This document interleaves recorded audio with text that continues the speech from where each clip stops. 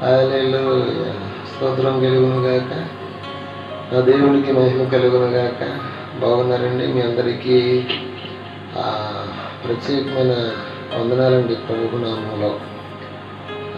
మరి ఈరోజు వాగ్దానము కీర్తన గ్రంథము 145వ అధ్యాయము 18వ వచనం. తనకు మొదపెట్టే వారందరికీ, తనకు నిజముగా మొదపెట్టే వారందరికీ ఆయన మరి సమీపముగా ఉన్నాడంట. ఎంత సమీపంలో ఉన్నాడు అని అంటే, షద్రక్ మేషక్ అబేద్నెగోలు అనబడిన వారు అగ్నిగుండములో ఉన్నప్పుడు వారికి ఎంత సమీపంలో ఆయన ఉన్నాడు.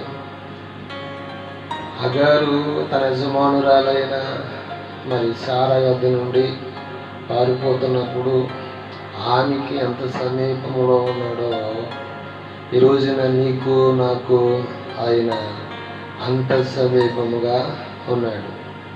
నిజమే కదా?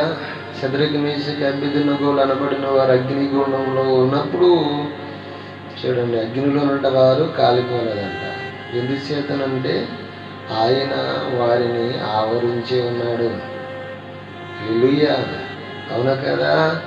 అగ్ని నుంచి తీయబడినప్పుడు అంట వారి వస్త్రాలు, వారి తల వెంట్రుకలు అగ్ని వాసన రాలేదంట.